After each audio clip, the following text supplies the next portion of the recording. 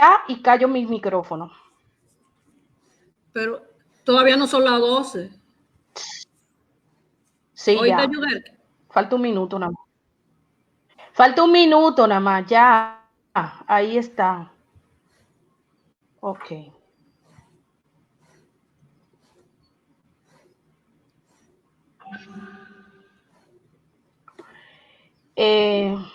Se supone que ahí debe de estar transmitiendo. ¿Alguien puede entrar al evento de Facebook? A ver si, que no sea Bienvenida ni Ochi, que tienen que estar ahora enfocadas, para ver si está, o escribir al grupo diciendo que entren al evento de Facebook.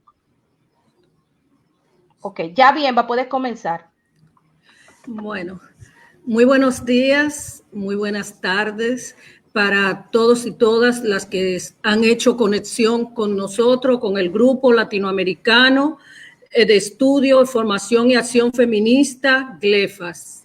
Hoy hacemos nuestra aparición desde nuestro tejido para hablar en este conversatorio sobre nuevas modalidades post-pandémica y la resistencia cotidiana descoloniales desde nuestros lugares de donde vivimos, ¿verdad?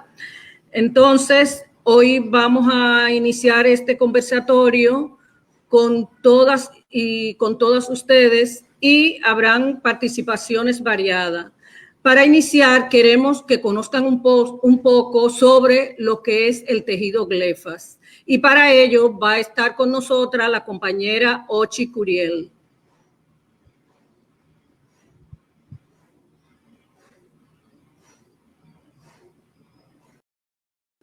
Ochi. Por aquí ando.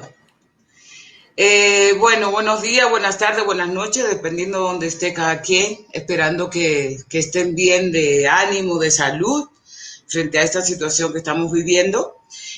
Bueno, solamente yo voy a presentar un poco el GLEFAS y también decirle en qué momento estamos ahora. El GLEFAS es un espacio colectivo, es Grupo Latinoamericano de Estudio y Formación Feminista, que ya tenemos 13 años, un espacio colectivo de pensamiento, acción política, estrategia de acción que tenemos en diferentes lugares. Nuestra propuesta es fundamentalmente combatir esa matriz de opresión racista, sexista, heterosexista, frente a ese sistema de género moderno colonial que tenemos hace ya desde 1492 hasta la colonialidad contemporánea y que se expresa a nivel local, regional y global. Está organizado por pensadores y pensadoras feministas con una postura crítica, decolonial, desde la autonomía. Y bueno, en los diferentes lugares donde estamos, pues hacemos muchísimas actividades. Voy a contarles que a partir desde el año pasado, en el 2019, la que ya constituíamos a GLEFAS, decidimos ampliar el GLEFAS construyendo un tejido, así le llamamos ahora, un tejido que permita compartir pensamientos, hacer acciones políticas articuladas también a nivel regional y a nivel internacional, ¿no? Y le voy a contar quiénes somos la gente del GLEFAS, ¿no? Porque es bueno ver las caras muy rápidamente. Aquí tenemos, lo voy a hacer por orden de tiempo que tenemos. Yudetis Espinosa, de República Dominicana, pensadora, activista, ensayista, docente, ¿no? Que ha estado muchísimo tiempo, fue de las iniciadoras del GLEFAS. Ahora, luego de vivir en Argentina, pues ya se volvió a República Dominicana y bueno, es candidata a doctora, filosofía y ya tiene bastante tiempo escribiendo sobre estos pensamientos que tenemos, ¿no? Bueno, aquí estoy yo, Chicuriel, de República Dominicana, pero que vive en Colombia hace ya 15 años. También activista del feminismo latinoamericano, caribeño, de la autonomía feminista, de todo el movimiento antirracista de mujeres, lesbo feminista también, docente de la Universidad Nacional de Colombia y de la Universidad Javeriana, cantautora y bueno, ahora está aquí en Colombia con un proyecto que es de batucada feminista, que es La Tremenda Revoltosa. Esta es Carmen Cariño, que está en México, que también es una activista feminista decolonial antirracista, que nació y creció en una familia campesina mixteca de México.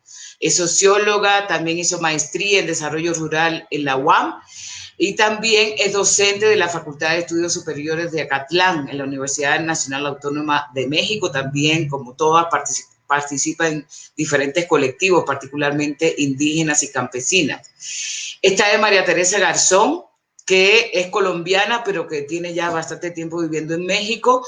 Feminista, activista, académica colombiana, doctora en Ciencias Sociales de la Universidad Autónoma de México, maestra en Estudios Culturales también de la Javeriana y con maestría en Estudios de Género. María Teresa en estos momentos pues da unas cátedras en el Centro de Estudios Culturales de México y Centroamérica, que CESMECA, y también, bueno, tiene varias publicaciones, ¿no? Aquí tenemos a Bienvenida, quien abrió, digamos, este espacio, que es de República Dominicana, es licenciada en Ciencias Sociales y Comunicación Social, con un máster interuniversitario norteamericano en lengua española y culturas hispanas. Es educadora en la Escuela de Comunicación, la OIM de República Dominicana, y es una activista comunitaria antirracista desde hace mucho tiempo, sobre todo en su comunidad en El Carril. Esta es Janet Tineo, que también es dominicana, pero que ahora vive en Madrid. Se asume como caribeña, activista lesbo feminista, afrodiaspórica, con una amplia experiencia en el campo de investigación cualitativa, de intervención social, es doctoranda en estudios feministas y también es una activista también de muchos años en estos movimientos que estamos casi todas, ¿no?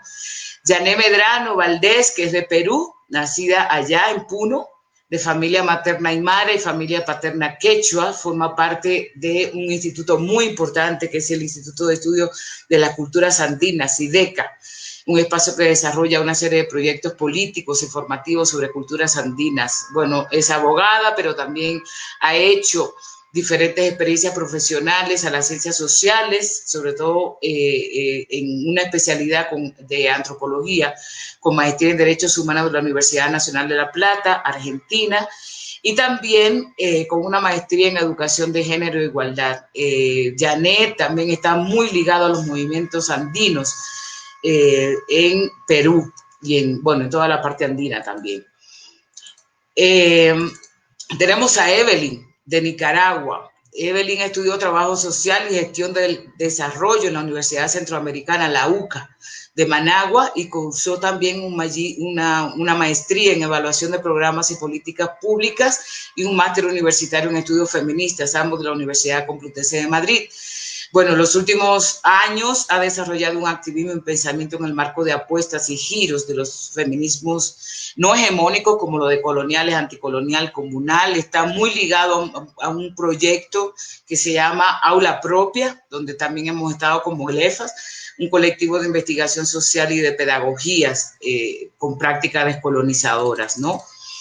Esta es Astrid Juliet Cuero, que es colombiana, pero que también está en México. En este momento es estudiante del doctorado de Estudios de Intervención Feminista del CESMECA en San Cristóbal de las Casas, en Chiapas. Sus temas de investigación pues tienen que ver con trabajo feminizado, trabajo doméstico y reproductivo, la industria maquiladora mexicana y colombiana.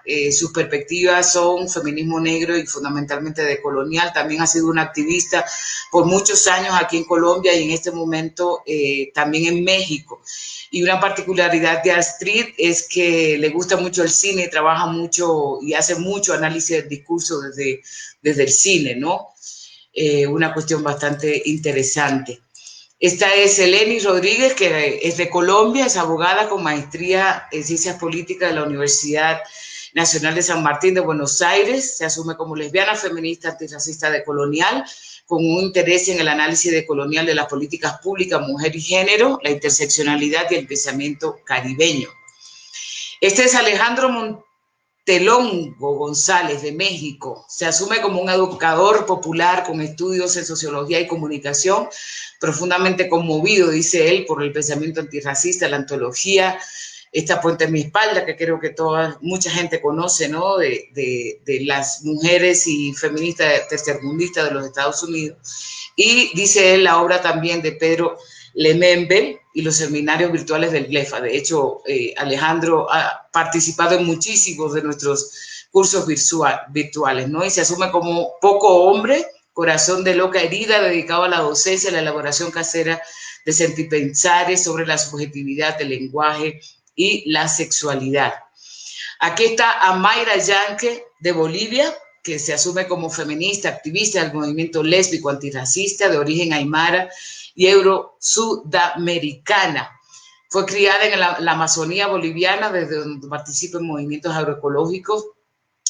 Su principal foco de trabajo y articulación política tiene que ver con una autonomía en la alimentación, en la cocina, en la culinaria. Y bueno, tiene diferentes campos investigativos como el pluralismo jurídico, el manejo integral de bosques, la adaptación al cambio climático, etc. Esta es Aymara Yanque, de Bolivia.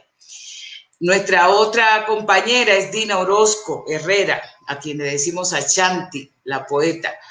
De Colombia, nació en Barranquilla, en el Caribe colombiano, es activista y militante afrocolombiana, hace parte del programa Mujeres Afro, Narran su Territorio, del Ministerio de Cultura de Colombia, licenciada en Educación, con especialidad en Lenguas Modernas de la Universidad del Atlántico, también es magíster en Literatura Hispanoamericana del Seminario Andrés Bello, Instituto Cabo y Cuervo. Y bueno, ha tenido muchos premios, muchas publicaciones, su poemario, etcétera.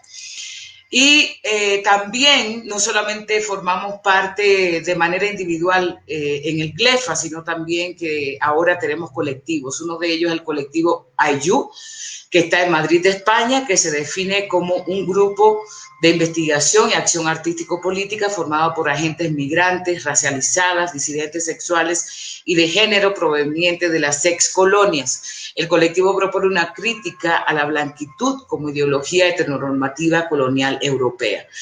Entonces, este es el grupo que ahora es Tejido GLEFAS. Una cosa maravillosa porque tenemos muchísimas experiencias, cada uno y cada una, y también los colectivos que forman parte en esta Vía Yala, pero también por parte de compañeras y compañeros que están, y compañeres que también estamos en lugares otros que no son lo que nacimos. Es decir, la migración aquí forma parte importante de estos lugares de denunciación que tenemos y la propuesta de colonial que nos proponemos construir colectivamente. Así que, bueno, yo dejo a Bienva, pero que sepan que el Tejido GLEFAS estamos trabajando muchísimo. Tenemos nuestra página web que también pueden visitar, donde tenemos varias cuestiones, una de ellas la biblioteca con varios textos que les pueden servir. Así que, Bienva, te paso la palabra.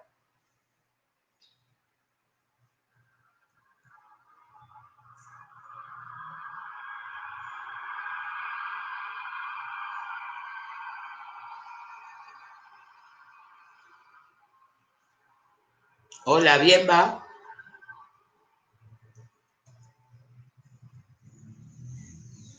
Vamos a ver qué ha pasado. Ya saben que estas conexiones también tienen un riesgo, ¿no?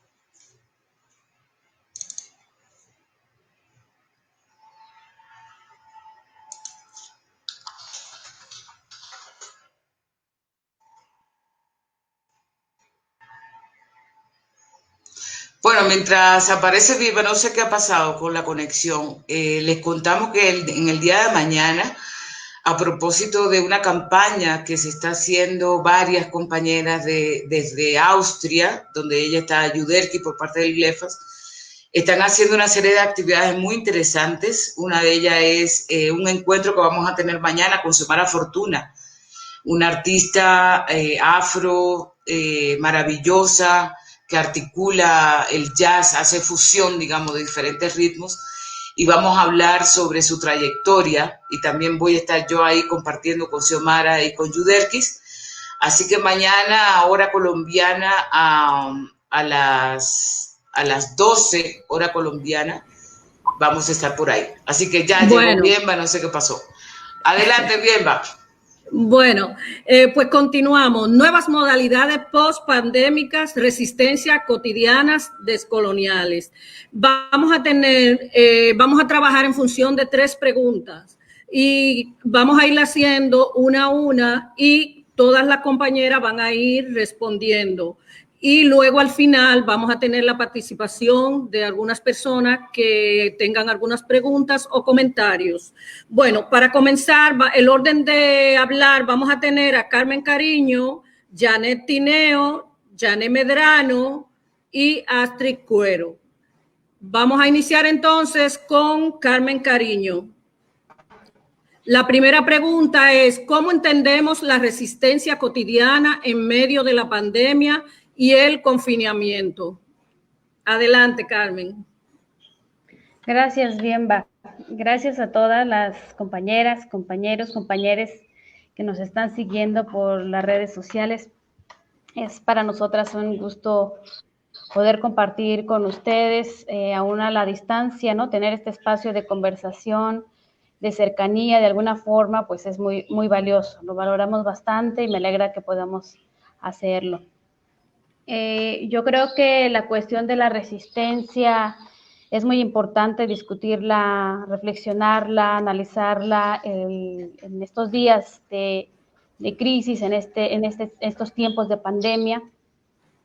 Y creo que es muy importante entenderla también a partir de las experiencias de vida, ¿no? Y es a partir de ahí desde donde yo quisiera como plantear mi idea sobre qué estoy entendiendo y qué estamos entendiendo por resistencias. Y yo creo que un eje fundamental, me parece, hoy en día, es pensar las resistencias, esas resistencias cotidianas.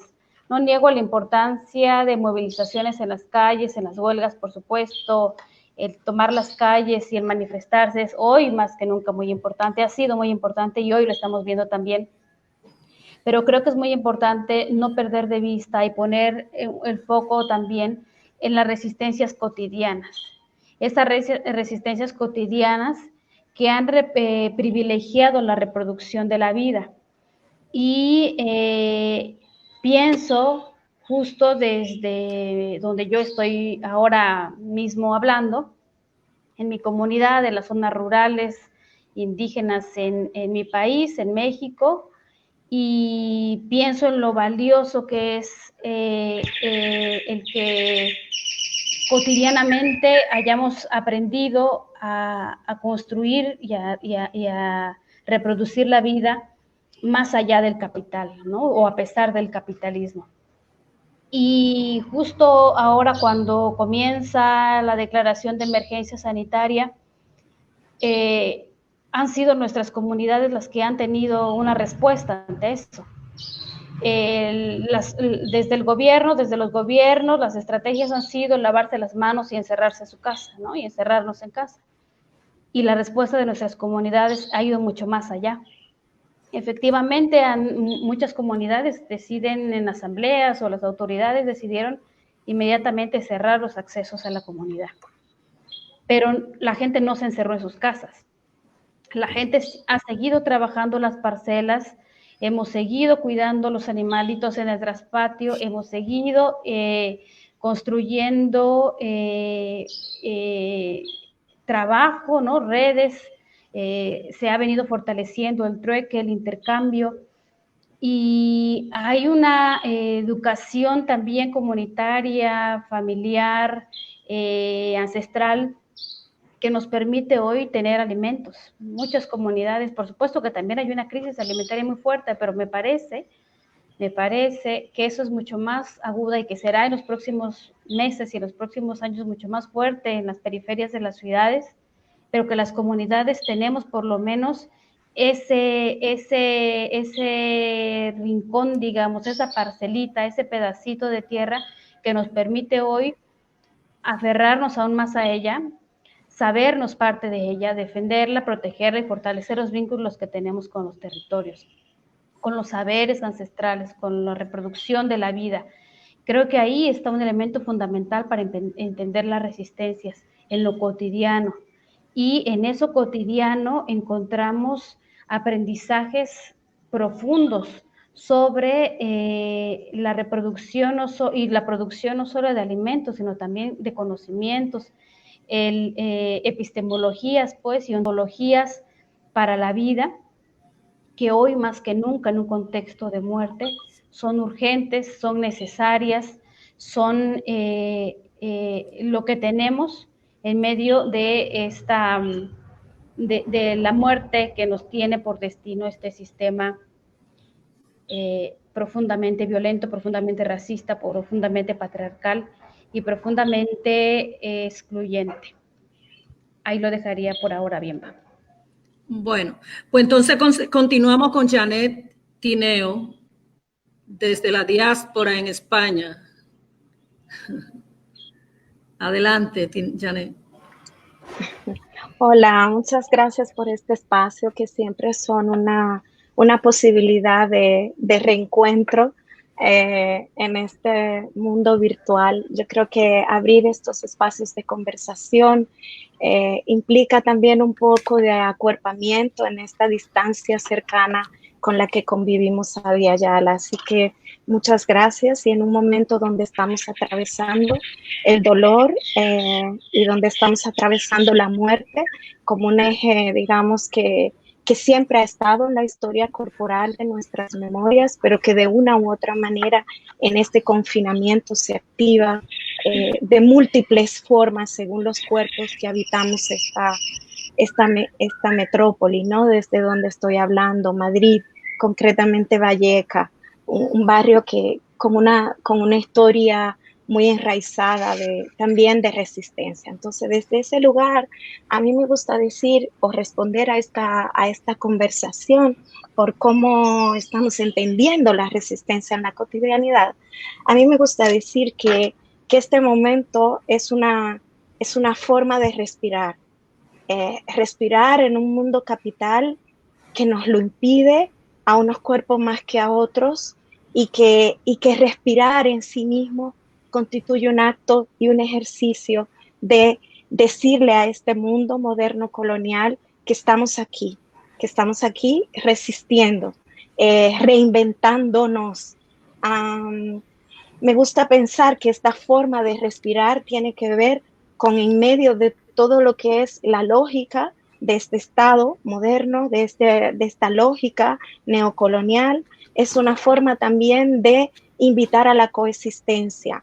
Esta forma de convivir la pandemia, con la que estamos asumiendo la pandemia desde nuestros lugares afrodiaspóricos, desde nuestras condiciones múltiples migratorias, es también una forma de huir y de evocar memorias, de imaginar mundos, mundos otros, de acariciarnos, de retozar, de jugar con nuestros miedos y nuestros muertos, de apelar a ese otro lugar. Es una especie de atravesar ese Atlántico negro de manera constante.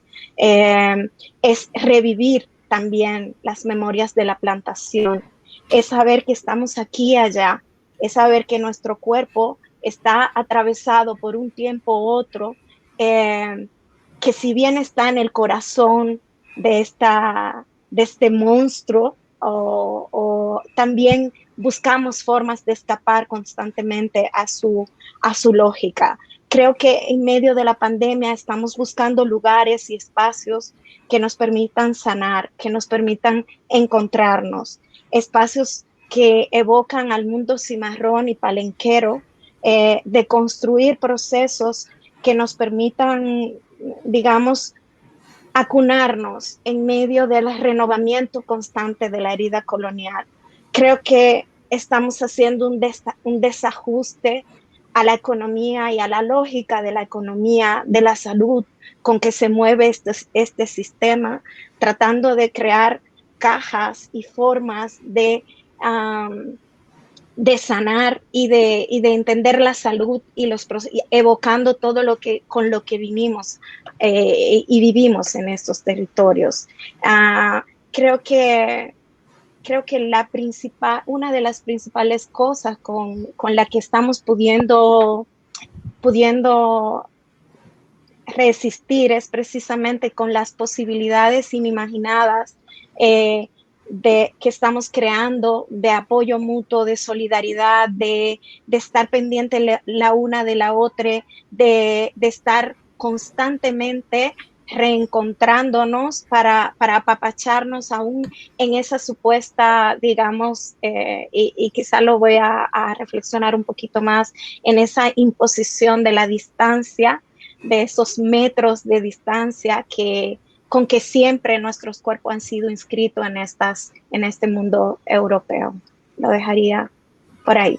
Quisiera solamente decir que estamos bailando el dolor, muy probablemente. Sí, bueno, muchísimas gracias, Janet.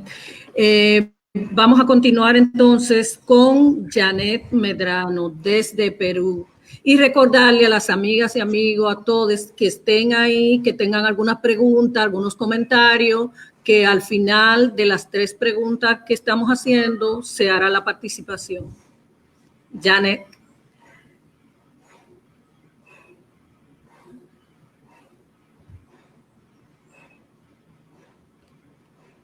No escucho. Janet, no sé si todo el mundo está escuchando. Ay, perdón, estaba apagado el micro. Ay, ahora va a tener que repetir. No hay problema. No, decía que sea donde nos encontremos, como dicen las hermanas y los hermanos del Ejército Zapatista de Liberación Nacional, desde nuestras geografías, desde nuestros tiempos, desde nuestras cotidianidades que se han visto hoy en día trastocadas, pues bueno, yo me siento muy contenta, muy emocionada, como decía Janet. También el corazón, digamos, a pesar de todos los dolores que nos puede ocasionar este tiempo, pero también el dolor también, en su intento de agrietarlo, también baila, ¿no? También se emociona. Entonces, bueno, antes de poder como responder, como reaccionar a esa pregunta que nos convocó a este encuentro, bueno, yo quería hacer antes también una aclaración cuando se hizo la presentación mía, y es que yo dejé de ser parte del IDECA, estuve hasta el año 2018, entonces eso para, digamos, como para aclararlo, ¿no? Pero lo que no quita de que, digamos, una siga comprometida con nuestros pueblos andinos, amazónicos, y ahora el tejido que ofrece Glefas de conectarme con la diáspora africana, ¿no? Y eso es muy maravilloso en estos tiempos de entretejer. Entonces, cuando estuvimos como pensando en esta pregunta de cómo uno desde la cotidianidad, ¿no es cierto?, va entendiendo esto de la resistencia cotidiana. Yo pienso que a pesar que estos tiempos se ven tan complicados, como que tan oscuros, desoladores, que nos indignan mucho, que nos generan muchas frustraciones también, ¿no? Sobre todo cuando esto lo veo reflejado en todas esas medidas que nuestros diferentes estados en todo Ayala van adoptando, estas medidas de aislamiento y confinamiento, ¿no? Entonces, y todas esas medidas siempre las he visto que siempre han sido ciegas, tienen una profunda ceguera en las dinámicas de vida de los pueblos amazónicos, andinos y afros, ¿no? Entonces, yo pienso que la forma en que ahora está impactada en nuestra vida cotidiana, la vida de nuestros pueblos, ¿no? Que ha sido siempre, creo, históricamente impactada de manera racializada, o sea, me ha llevado también como un tiempo de replantear, ¿no? Y yo creo que no es un replantear como un simple, digamos, como simples ideas que uno se le vienen de construir formas nuevas de algo, ¿no? Sino creo que viene también, o significa en este momento, para mí, también, digamos, siento que también como parte de mi pueblo, de mi gente, como decimos, que es, creo, un revalorar el sentido de la vida cuidado, ¿no? Yo creo que es un sentido de vida cuidado que siempre ha estado ahí y que como que ha ido transitando de generación en generación, ¿no? Lo he sentido desde mi abuela, mi madre, de mi madre hacia mí, hacia mis hermanas y probablemente de mí a mis hijas, ¿no? Entonces yo pienso que estamos como produciendo como todo un entretejido, ¿no? Este entretejer de saberes y de prácticas que como que el pasar del tiempo, ¿no? Aunque han ido como que adquiriendo otras valoraciones, otros significados, yo creo que la esencia de este sentido de vida cuidado, y yo lo vinculo mucho porque creo que la vida y el cuidado siempre han estado como muy enlazados uno a otro, ¿no? Siempre está ahí.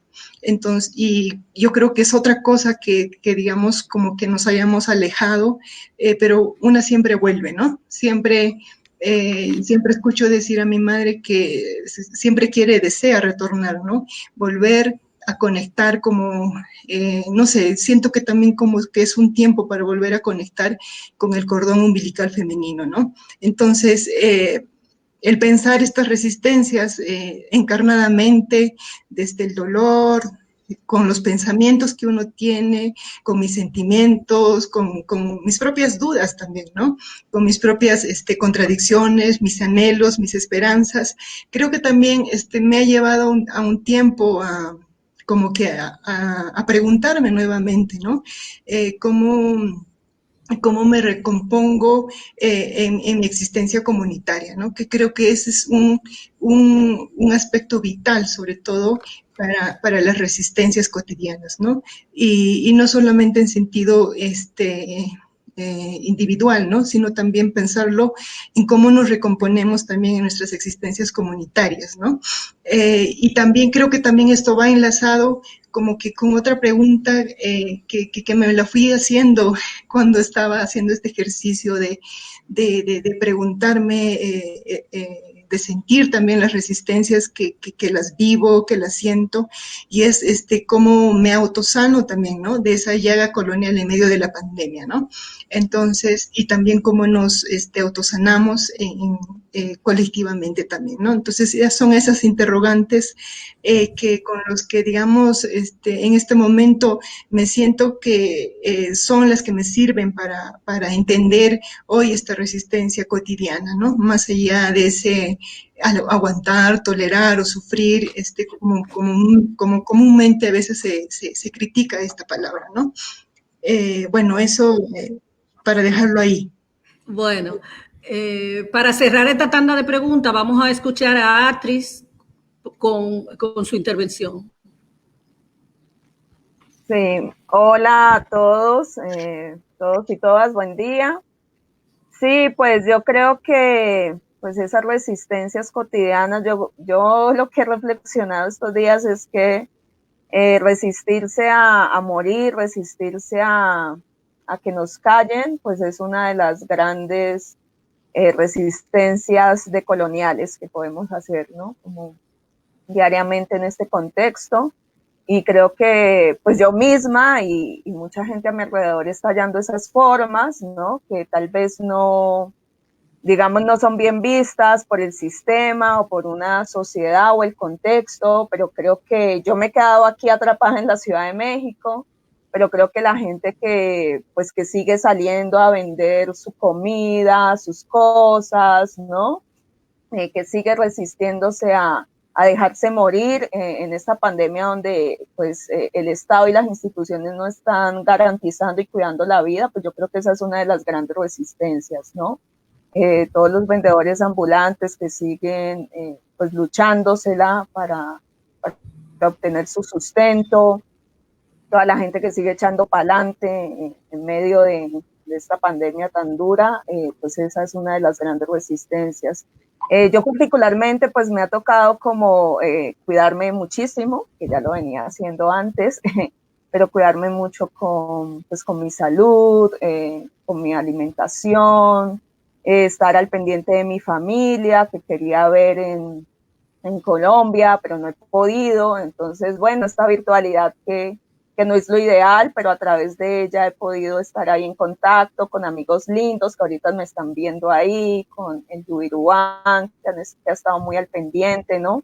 Creo que ha sido un momento donde, si de por sí ya valorábamos la amistad política, como que ahorita eso se ha profundizado muchísimo más.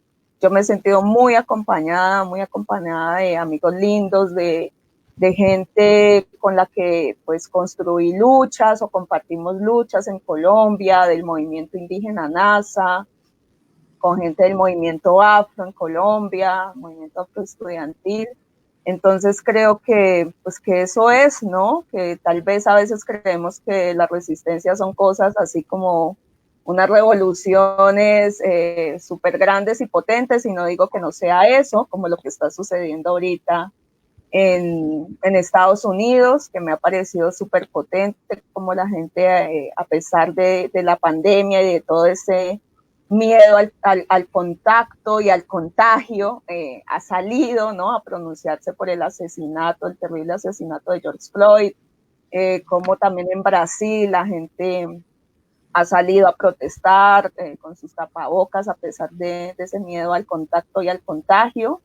Y aunque ese tipo de acciones así más colectivas son súper importantes y creo que ese es uno de los retos que tenemos ahora, pues también, ¿no? También resistimos cada una desde su lugar, tratando de apoyar esas economías locales, el tianguis, a todos esos compañeros que venden comida, a las que están haciendo tapabocas de manera artesanal, sí, ¿no?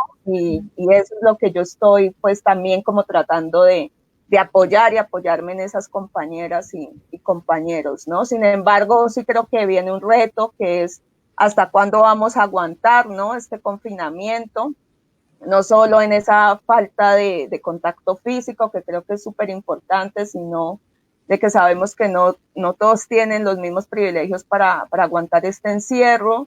Entonces creo que cosas como las que están sucediendo por ejemplo, en Estados Unidos, en Brasil, en Colombia también, ¿no?, donde la gente también en algunas zonas ha salido a protestar ante esta falta de garantías, pues creo que ese es un reto que se nos viene, ¿no? Como no podemos resistir más y pues vamos a tener que salir y acompañarnos y acuerparnos. Y bueno, eso es lo que yo quisiera compartir. Gracias. Ay, sí, me economizaste un minuto. Bueno, pasamos inmediatamente a la segunda pregunta. Creo que algunas han dado algunas pinceladas dentro de la segunda pregunta, pero por si alguna más quiere agregar, ¿cómo estamos experimentando esas resistencias cotidianas? Sería bueno ver algunas de las prácticas que no se hayan hablado. Comenzamos contigo, Carmen. Sí, yo creo que para pensar estos días del confinamiento, yo he pensado mucho en términos de cómo en mi comunidad, y lo he visto también en otras comunidades, pero yo creo que hay un profundo agradecimiento. Yo estoy muy agradecida, de verdad, y lo siento, lo vivo, lo agradezco todos los días a mis ancestros, a mis ancestras, porque se han resistido a quedarse en la tierra y con la tierra, en el campo, en la milpa, en las parcelas. Y gracias a ellos, hoy no tengo una sensación de confinamiento. Y creo que eso no es solo una sensación mía, lo he conversado y lo he visto y lo estoy viviendo con mucha gente en la comunidad. Estamos viviendo confinamientos comunitarios. A nivel de como nuestras comunidades están cerradas los accesos, muchos son muy herméticos, ¿no? Otros más o menos se permiten, pero en general lo que hemos hecho es encerrarnos, digamos, como comunidad, pero no encerrarnos en nuestras casas. Tenemos las parcelas, tenemos las milpas, tenemos los trabajos, ¿no? La gente sale, intercambia, vende, hace trueque. Ahí en estos días he sentido y me he dado cuenta cómo estas resistencias milenarias nos están permitiendo hoy enfrentar una situación como esta. Nuestras comunidades tienen esas herramientas y esos conocimientos y esos saberes que han permitido no solo resistir ahora, sino resistir desde hace 527 años. Y eso yo lo agradezco profundamente y creo que es algo que no tenemos que perder, que tenemos que fortalecer. En comunidades, hay una comunidad cercana a la mía que vivieron varios casos de coronavirus, traídos, digamos, de migrantes que vienen de Estados Unidos, gente de la comunidad, pero que ha migrado, regresó, y cuando llegó aquí a la comunidad, pues comenzó a tener síntomas. ¿Y qué pasó? Que la gente lo que hizo fue organizarse y hacer un cuidado comunitario de esas familias. Entonces la gente se organizó para poder proveer de alimentos, el desayuno, la comida, la cena, algún medicamento, té, hierbas que había. Entonces hubo un cuidado colectivo tan fuerte que hizo que bueno, que por ahora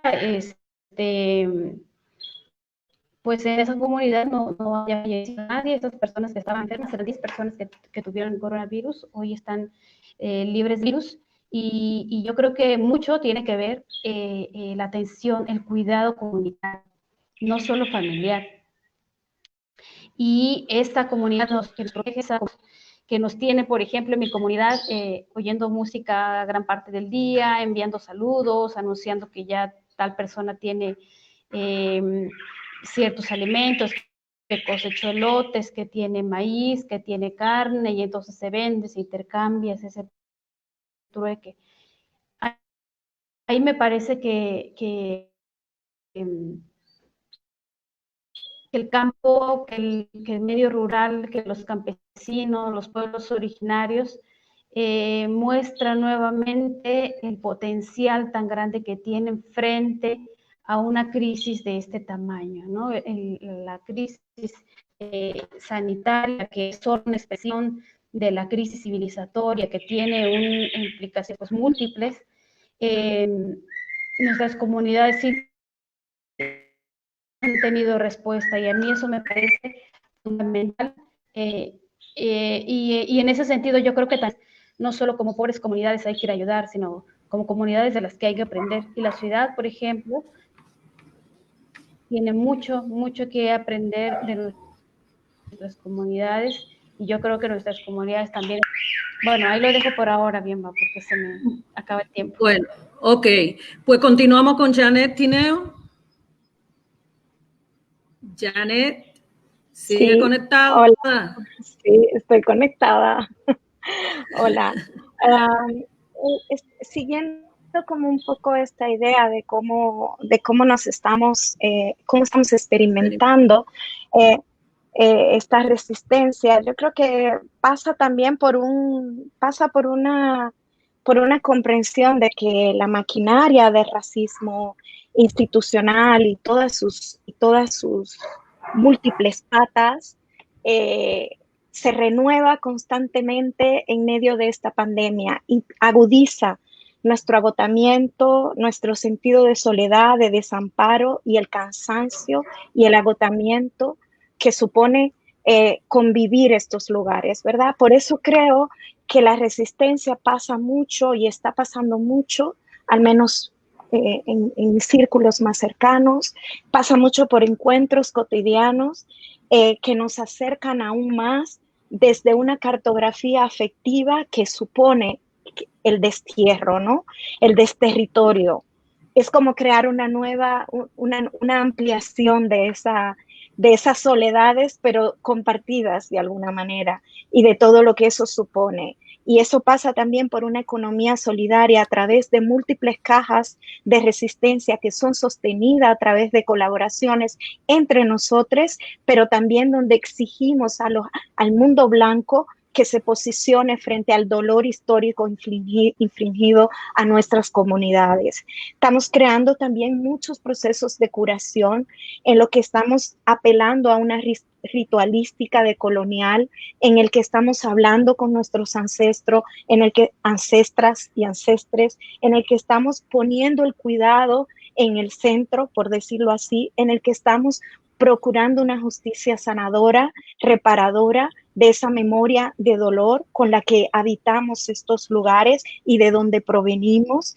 Y también tiene que ver con los altares, con conversar con nuestros muertos, porque vivimos en un mundo donde los muertos se convierten en cifras únicamente, donde pareciera que no, todos los días amanecíamos con un número altísimo de personas muertas sin oportunidad para llorar, para pasar ese dolor, para transitar lo que eso significa. Europa no habla de la muerte, yo creo que se le esconde y la niega de manera constante. Nuestro trabajo siempre es hablar con nuestros muertos y implica esa memoria de alguna manera, esa memoria transatlántica.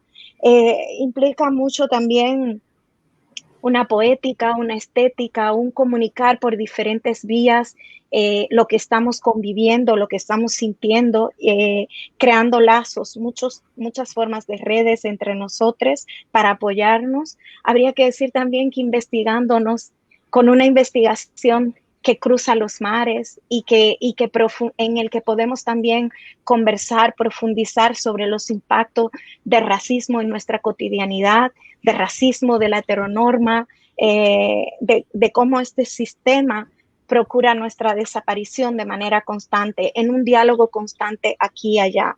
Y creo que en ese proceso nos estamos limpiando de la blanquitud y toda su maquinaria. Yo creo que estamos viviendo la calle casa adentro, y eso creo que nos está suponiendo también procesos muy amplios de reconexión de muchas formas con nuestras tierras en la no tierra. Bueno, muchas gracias, Janet. Pasamos entonces con Janet, pero Medrano. Sí. Yo creo que en cada una de nuestras experiencias cotidianas, bueno, pensando en la mía también, ¿no? Y yo he pensado mucho bueno, en el Perú estamos como ya más de 2 meses de encierro obligatorio, y he pensado mucho en la autosanación, ¿no? Pero no una autosanación que implica a un nivel simplemente individual, ¿no? Sino sobre todo colectivo, de pueblo, ¿no? Es como esa forma de que uno tiene de tomar las riendas de nuestros propios destinos, ¿no? Y no que otros, como siempre se ha acostumbrado, que decidan sobre nuestras vidas, ¿no? Entonces yo creo que ese hecho de la autosanación también se ha constituido en una experiencia de resistencia para mí, ¿no? Es como que de pasar de ese dolor, de esa rabia, de esa cosa de revancha que uno tiene dentro, ¿no? Pueda irse como hacia el encuentro amoroso. Creo que estos tiempos de volverme a reconectar, digamos, con mi abuela materna, con mi abuela paterna, también ha supuesto que ese encuentro, digamos, amoroso que intento que se aperture, también nos pueda posibilitar en este hoy, en este presente, podamos como transformar nuestras realidades, ¿no? Entonces, siempre estoy pensando que el cuidado, creo que más ahora en estos tiempos, ese cuidado vida, que decía en la otra intervención, siempre está acompañado, creo, de actos y sentimientos muy amorosos, ¿no? Yo he ido recordando durante estas semanas que han transcurrido la infinidad de veces que he podido enfermar, ¿no?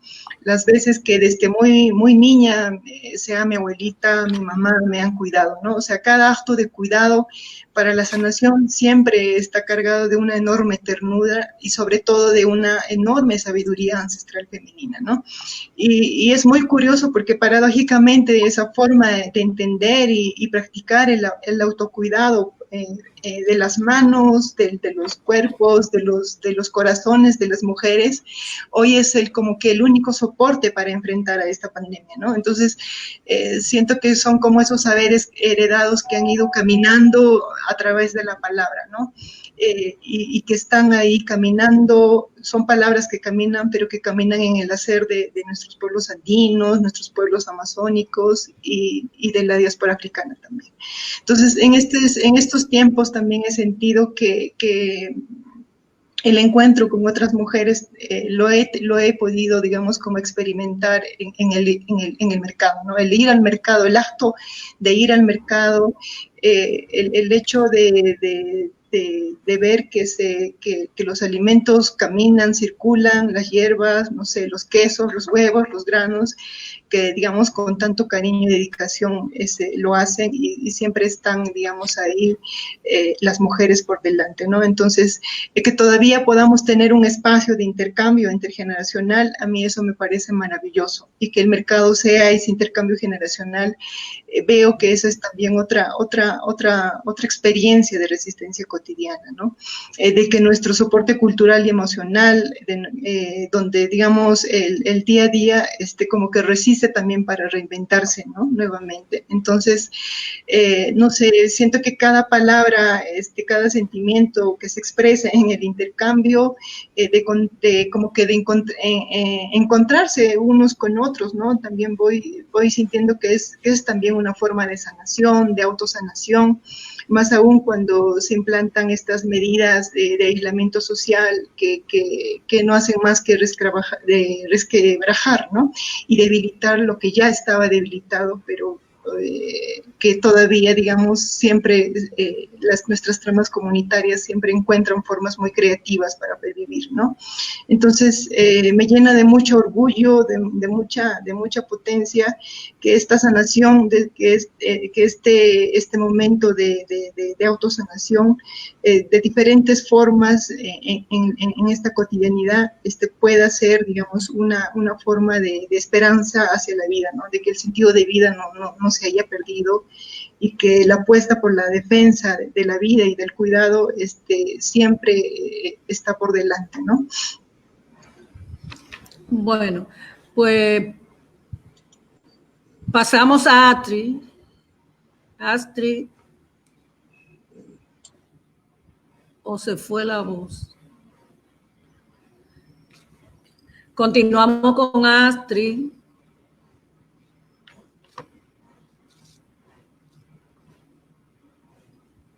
¿Se fue allá o se me fue a mí? Bueno, esto es en vivo, señores, directo. Esto pasa en los programas en vivo, como dicen. Astrid.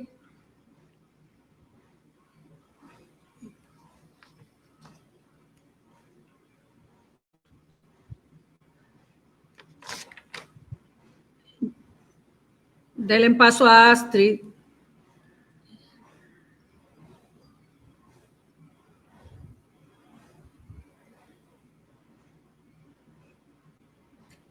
Bueno, estamos conversando sobre nuevas modalidades pospandémicas, resistencias cotidianas descoloniales. Desde el tejido Glefas estamos tratando de hacer un esfuerzo de comprender a nivel de América Latina, Europa, Estados Unidos, donde quiera que estén nuestras personas, nuestros familiares. Bueno, aquí llegó Astrid, contigo. Sí, hola. Sí, pues yo quiero como retomar cosas que han dicho algunas de las compañeras, sobre todo lo que decía Carmen Cariño y Janet, ¿no? Esto de agradecer a las ancestras, a los ancestros, sí, eso es algo que yo en este momento de cuarentena y pandemia me he encontrado mucho, he tenido que hacer un trabajo profundo con esto. Y yo creo que eso ha significado para mí, como voy a llamarlo así, como un proceso de descolonización del alma, ¿no? Del alma y de las emociones, porque creo que esta pandemia también nos ha movido y removido emocionalmente muy, muy fuerte. Y entonces ha sido como buscar esas maneras de a esas emociones darles una salida sana, una salida sabia, en el sentido como de esa sabiduría de las y los ancestros, ¿no? Sobre todo para quienes a veces podemos tender a reaccionar ante la incertidumbre, ante cosas que no se cumplen como esperaban, ante cosas que a veces podemos considerar como dolores y traiciones, podemos reaccionar de maneras impulsivas, violentas, como dañándonos entre nosotros mismos. Y mismas, entonces ha sido como aprender a a gestionar esas emociones de una manera sabia, sana, también entendiendo el lugar de las otras, de los otros, y sobre todo aprender a acompañarnos, apoyarnos. Para mí la sanación, la medicina ancestral, todo eso que está por fuera de este modelo occidental, ha sido para mí tremendamente potente, ¿no? Y como que lo he valorado más. Ya venía en ese trabajo, pero en esta pandemia he tenido que recurrir de manera profunda a eso, así que yo lo denominaría que ha sido como una descolonización del alma, y creo que esto, más allá de lo individual que yo he podido hacer, también es algo que habría que retomar en colectivo, ¿no? Aprender a cómo vamos a hacer para gestionar toda esta incertidumbre que está generando los efectos de este virus, ¿no? Y cómo aprender a no hacer, digamos, a culpabilizar individualmente, ¿no? A culpabilizar a ciertas personas que tienen que salir a trabajar, de que no están cuidando a los demás, sino cómo hacemos ese acompañamiento colectivo, como decía Carmen, ¿no? Esa manera de resistir de manera comunitaria, para que no se vea que hay unos que están exponiendo más a otros, sino que es un sistema el que nos ha abandonado, el que nos ha despojado, y que ahora más que nunca necesitamos ese acompañamiento, de acorpamiento colectivo para poder resistir ante esta incertidumbre, ¿no? También decir que, como creo que decía Janet, de esto de bailar, para mí bailar, cantar, yo he preparado, he compartido en esta pandemia también algunas selecciones de música, de salsa, sobre la presencia de mujeres negras en la salsa. Y aunque a veces el arte lo vemos como algo superficial, ¿no? Como que en este momento de pandemia, obviamente creo que el alimento y todo el cultivo con la tierra es como lo fundamental, pero creo que el arte no es un tema menor, ¿no? Que el arte también nos ayuda a alivianar, a poder pasar esta incertidumbre, esta soledad, este aislamiento de una manera un poco menos cruel, menos dura. Entonces, yo compartí por ahí una selección de canciones sobre representaciones y resistencias de las mujeres negras en la salsa, y he estado escuchando a mucha gente, ¿no? Que está compartiendo su arte, la resistencia desde la música, desde el baile, la danza, y creo que eso también es importante, ¿no? Aunque sea en esta virtualidad, y eso era lo que quería compartir.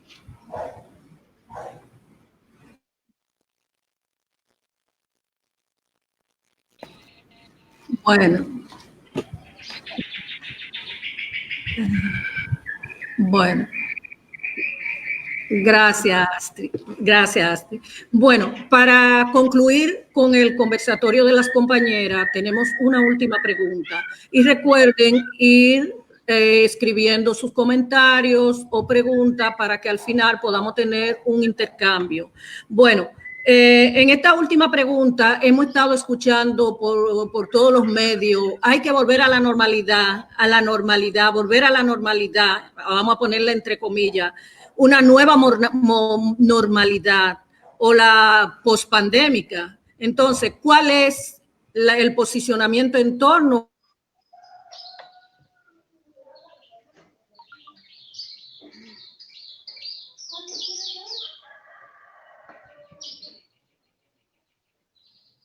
se ha ido.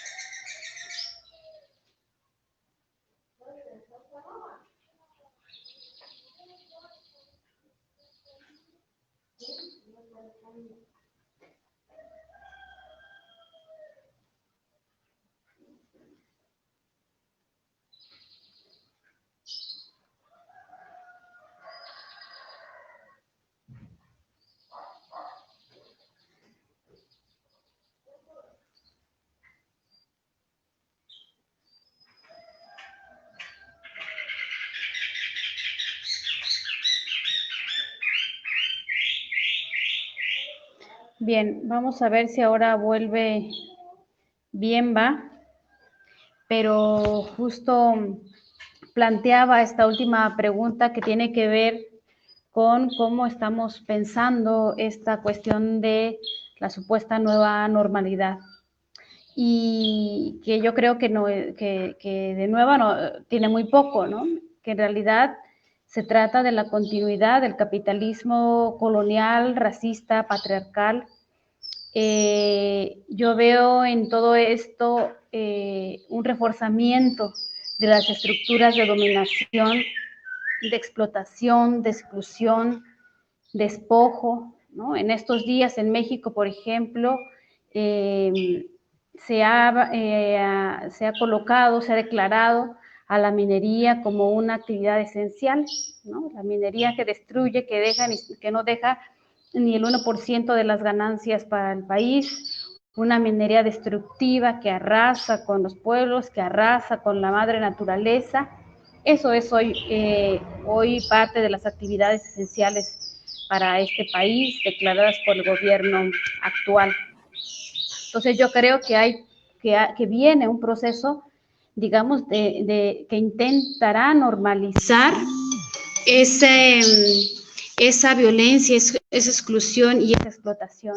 Entonces eso significa que vamos a tener que reforzar las estrategias de lucha, de defensa, de resistencia, y que eso significa también fortalecer los procesos comunitarios, que esas luchas por la vida en medio de esta supuesta nueva normalidad, lo que implican es fortalecer lo colectivo, que individualmente no será posible sobrevivir a una situación como esta, ya de por sí compleja, pero ahora agregándole la situación sanitaria, ¿no? La crisis sanitaria.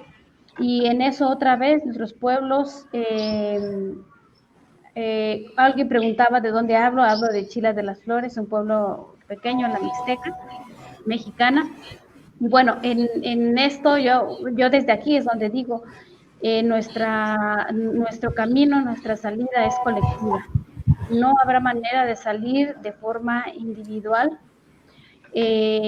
La crisis sanitaria nos impone, y no solo la crisis, insisto, el modelo capitalista, el sistema capitalista, racista, explotador, se ha basado en una permanente fragmentación de la vida.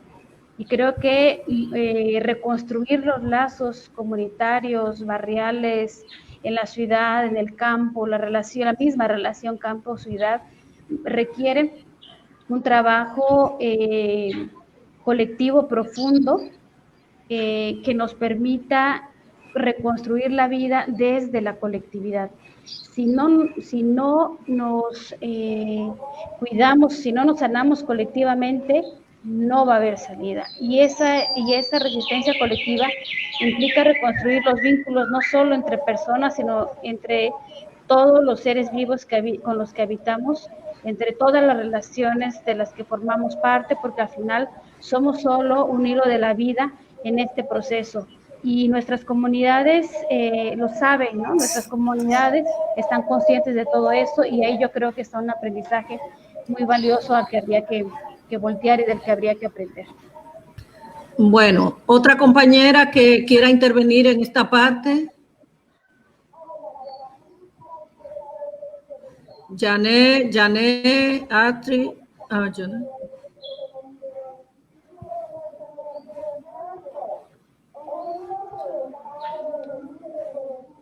Volver a la normalidad post-pandemia. ¿Qué entendemos por esta parte? ¿De qué normalidad estamos hablando? ¿Alguna otra compañera quiere intervenir? ¿Sí? Sí, hola. Sí. Yo creo que para quienes habitamos las disidencias sexuales y quienes hemos estado combatiendo el régimen de la heterosexualidad obligatoria o esta nación hetero, como la llama Ochi, yo creo que nunca hemos estado en la normalidad y tampoco nos interesa. sea, yo creo que la normalidad para nosotros es la necropolítica, las zonas de no ser.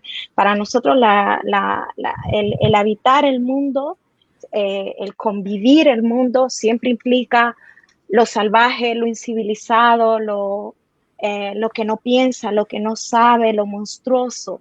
Y yo creo que nuestras formas de cohabitar, de resistir, siempre tienen que ver con resignificar todos esos lugares en los que no tenemos el acceso a papeles, que son los que determinan qué posición ocupamos en esta metrópolis, el tener o no documentos. O sea, estos son estados que siempre nos piensan en el encierro o en la muerte.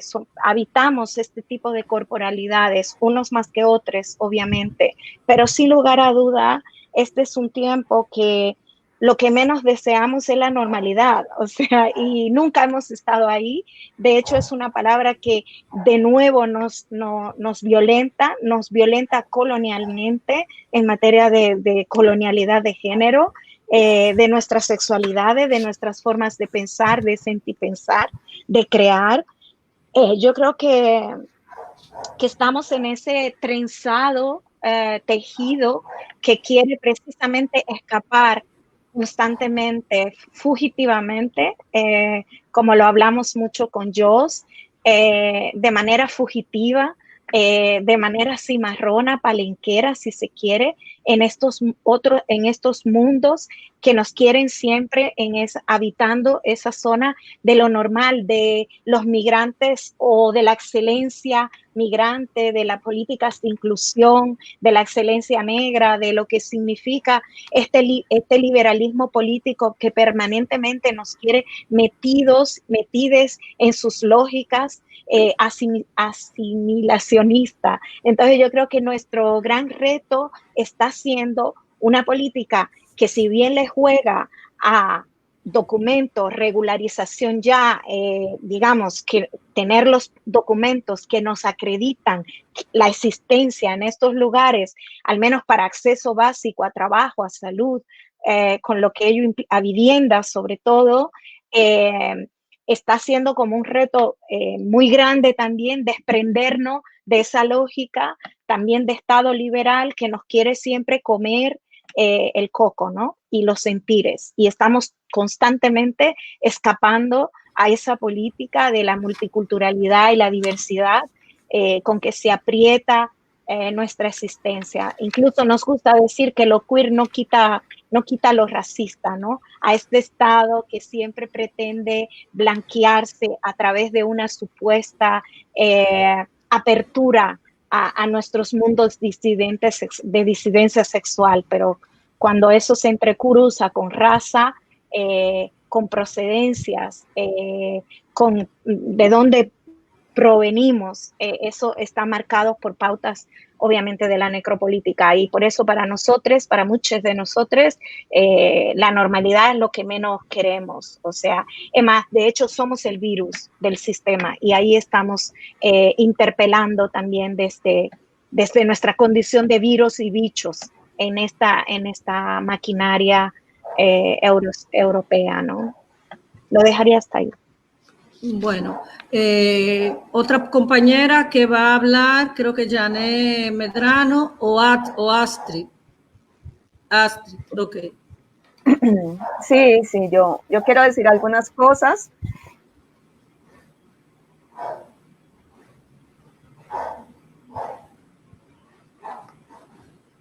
Ay, parece que se fue. ¿Ya? Hola, ¿ya?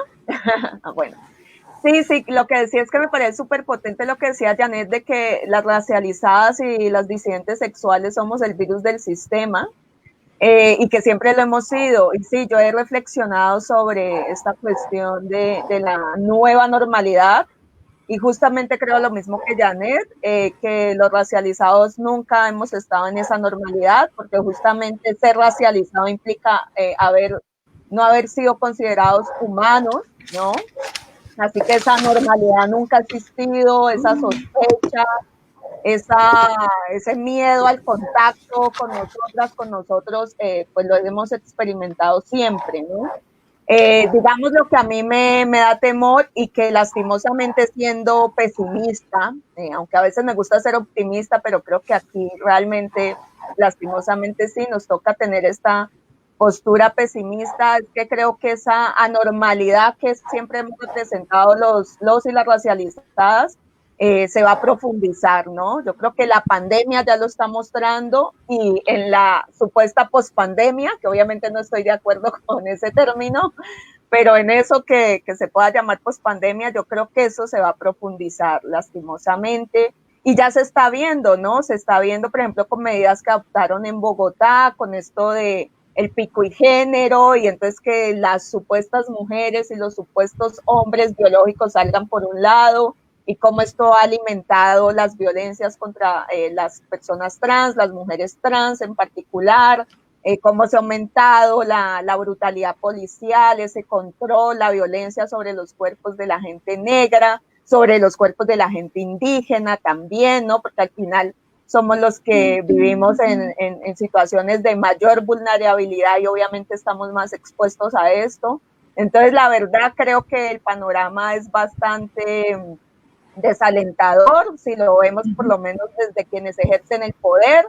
Es pesimista, pero creo que justo nosotros y nosotras los anormales, como diría Héctor Lavoe en Mi Gente, cuidado que por ahí vienen los anormales, ya que no puede poner musiquita, salsa, vamos a citar a Héctor Lavoe. Entonces creo que estos y estas anormales vamos a seguir resistiendo y creo que frenar un poco ese pesimismo va a estar en esa posibilidad de que nosotras nos acompañemos y resistamos, ¿no? Y que los anormales sigamos ahí incomodando todos estos espacios de imposición de normalidades y de control y de miedo al contacto. Eso. Bueno, quiero darle las gracias a las compañeras que han estado activamente haciendo su exposición. Vamos a pasar ahora a algunos comentarios que están haciendo, aunque creo que se leen ahí mismo, no sé si es necesario que yo lo diga. Es posible construir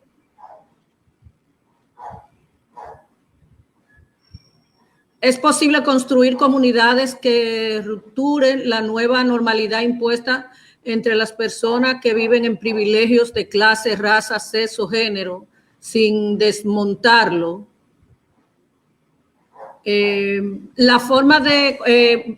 voy a hacer varias preguntas y así cuando hablen e intervengan pueden entonces tocarla, creo por la cuestión de tiempo. Entonces también ahí hay... No entendí si esa era una sola. Hay una pregunta también aquí de Santiago Alvin. Algunas vivimos en la marginalidad. ¿Cómo podemos tener estas prácticas cuando nos encontramos en la ciudad viviendo hacinadas o hacinados dentro de las ciudades?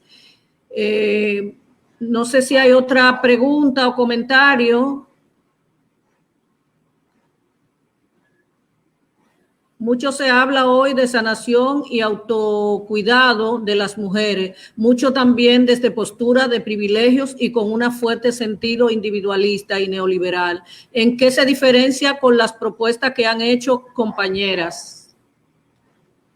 Si no hay otras preguntas, yo creo que podemos comenzar con esas que han salido hasta ahora.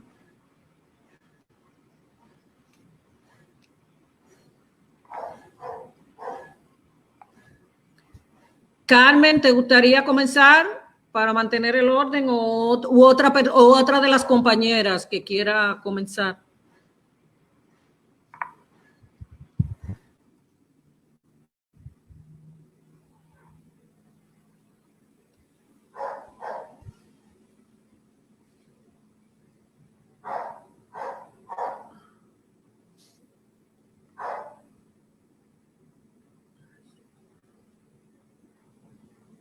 Oh, no me están escuchando. Ok. Carmen, dale, que yo sé que tengo problema en el internet.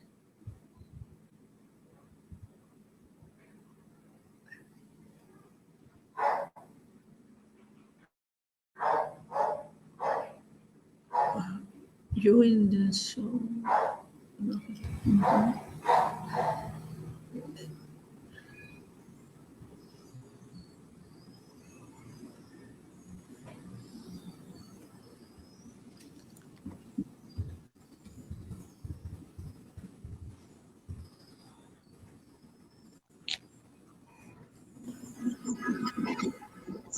Hola. Hola. Ay, Virgen. ¿Ninguna tiene sonido? La que Hola. tenga sonido que hable. Carmen se frizó o está hablando. Hola. Sí, se escucha, Yane. ¿Se escucha? O no sé si quería Carmen empezar y seguimos.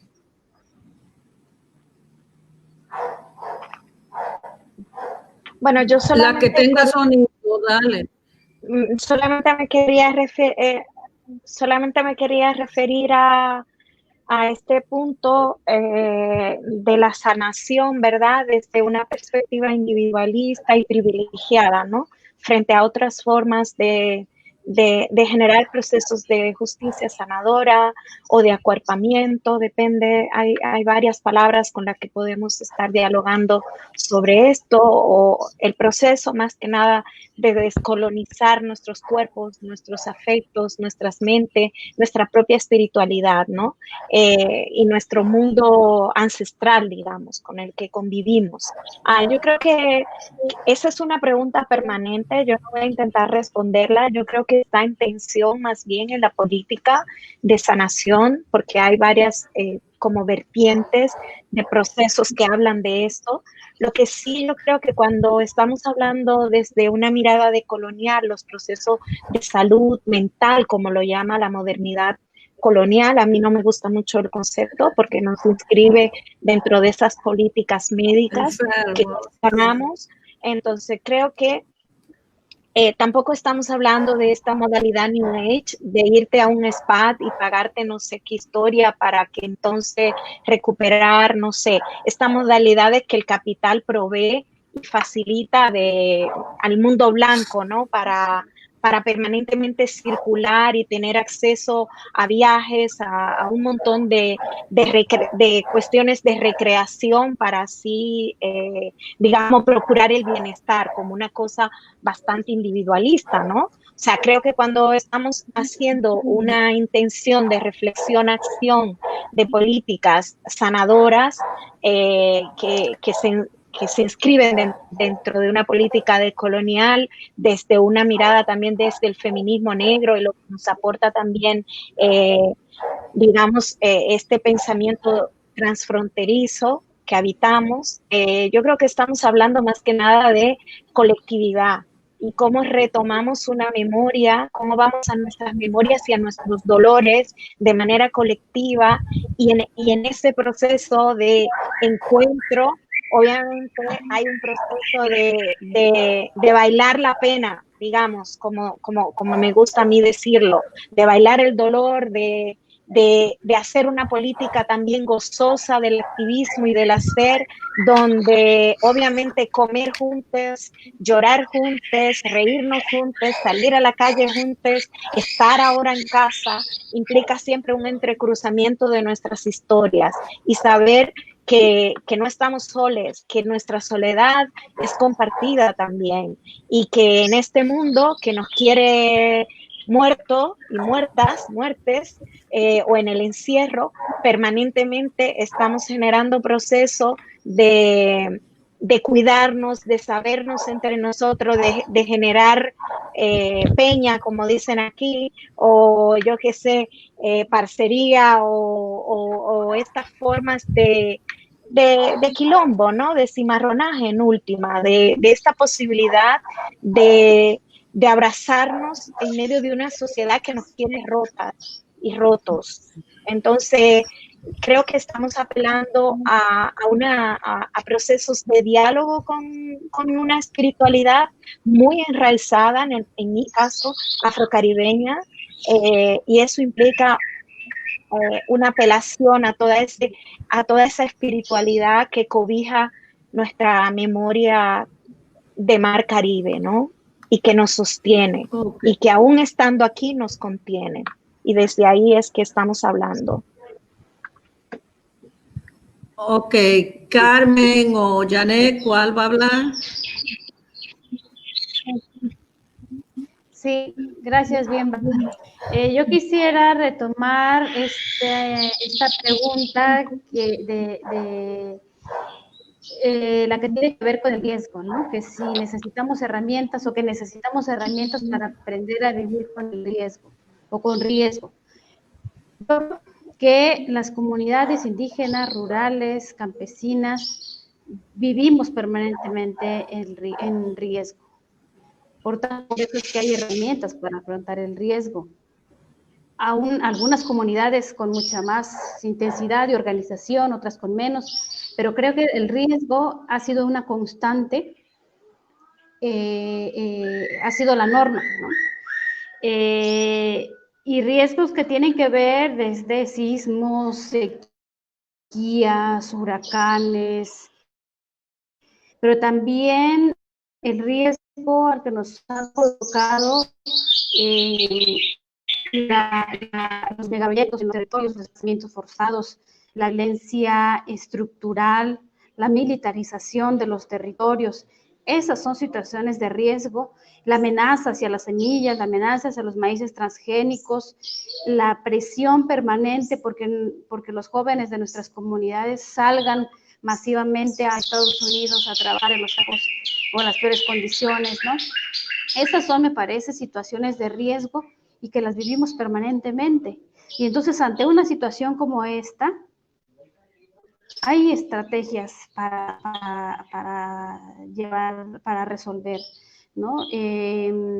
Tal vez no sean suficientes, tal vez no sean lo mejor en este momento, tal vez no, pero las comunidades tienen herramientas porque han sabido enfrentar los riesgos que permanentemente se han presentado a lo largo de la historia.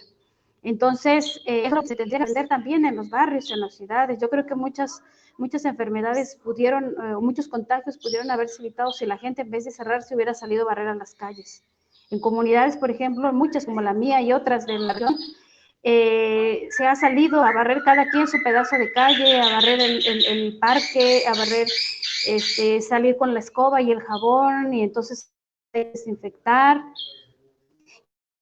Y otra vez vamos para adentro, ¿no? Y salimos y intercambiamos cosas y volvemos otra vez a casa. Pero hay una relación que se construye porque estamos de alguna forma preparados. Y no es que conscientemente de repente digamos nos vamos a preparar de esta forma, sino que esa es la cotidianidad en la lucha, la cotidianidad de la resistencia, la cotidianidad también ha sido la amenaza y el riesgo. Y por eso es que hoy los pueblos están respondiendo. También, otra vez, estamos en distintas situaciones, ¿no? En la Amazonía, por ejemplo, el coronavirus se está llevando expresamente a comunidades amazónicas, ¿no? Los petroleros que están queriendo o que no han parado con la extracción de petróleo, siguen llegando a los territorios y directamente llevan el virus a las comunidades. Entonces, esa es una situación terrible, ¿no? Y es una situación que tiene que ver con esto.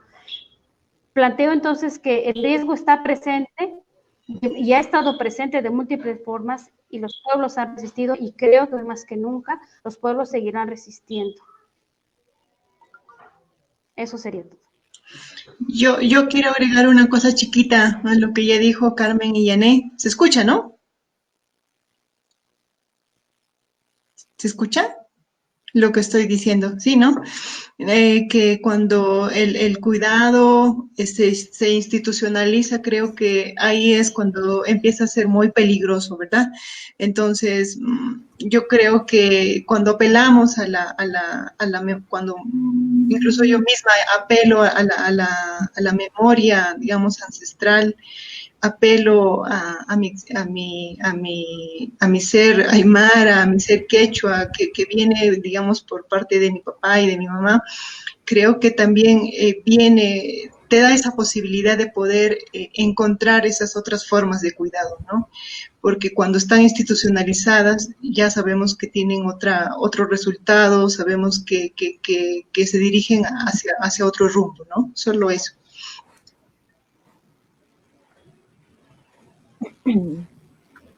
Sí, yo creo, ajá, sí.